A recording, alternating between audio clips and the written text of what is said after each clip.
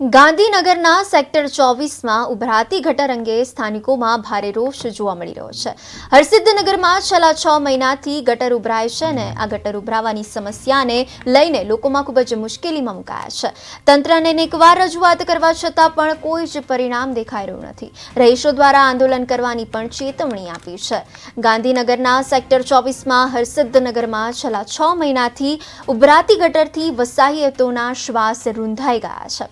સ્થાનિક કોર્પોરેટરથી લઈને ધારાસભ્ય, ગટર વ્યવસ્થા બોર્ડ કચેરી, પાટનગર યોજના વિભાગ અને મહાનગરપાલિકામાં અનેકવાર રજૂઆતો કરવામાં આવી છે, છતાં પણ કોઈ જ પરિણામ નહીં આવતા વસાહતીઓએ મુખ્યમંત્રી સુધી રજૂઆત કરવાની સાથે આંદોલન કરવાની ચેતવણી પણ ઉચ્ચારી છે। ગટર ઉભરાવાની આ સમસ્યા દબાણનું પરિણામ છે। આ અંગે ગટર વ્યવસ્થા બોર્ડના સૂત્રોમાંથી મળતી માહિતી અનુસાર મેઇન ચેમ્બર ભરાઈ ગઈ છે, ત્યાં રોબોટ મોકલી કામગીરી કરવામાં આવી હતી, પરંતુ ત્યાં 3 માળના બિલ્ડિંગના દબાણના કારણે ખોદકામ માટે જેસીબી પણ લઈ જઈ શકતું નથી। જ્યારે વસાહતીઓનું કહેવું છે કે વર્ષોથી નહીં નડેલા દબાણનું બહાનું તંત્ર દ્વારા કામચોરીનું કારણ છે। તંત્રને વારંવાર કહેવા છતાં પણ એનું સમસ્યાનું નિવારણ આવ્યું નથી।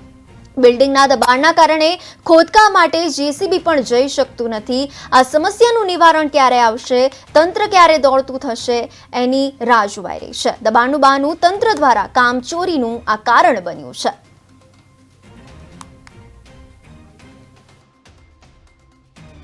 કોર્પોરેટર એમ કે છે કે દબાણ છે, દબાણ બધાય છે, બધાની ગટર થઈ જાય છે અને અમારી ગટર કેમ નહીં થતી? અમે છેક સુધી જઈ આવ્યા, કમ્પ્લેનો આપી, બધું આપ્યું, પણ હજી સુધી એનો નિકાલ આવ્યો નથી। અને સરકાર શું કરે? બેહી રહી છે? સરકારને ખબર નહીં પડતી કે પબ્લિક આટલી ભાઈ 6 મહિનાથી આ પ્રોબ્લેમ છે, બરોબર? આખી 6 મહિનાથી ગટરોના પાણી બધા ઘર સુધી આવી ગયા છે, પણ અમારો કોઈ નિકાલ નહીં। બધે જઈને આવ્યા, અમે ઇન્કવાયરીથી ચાલુ કર્યું હતું પાટનગર સુધી, પણ અમારું કોઈ કશું સાંભળતું જ નહીં ને।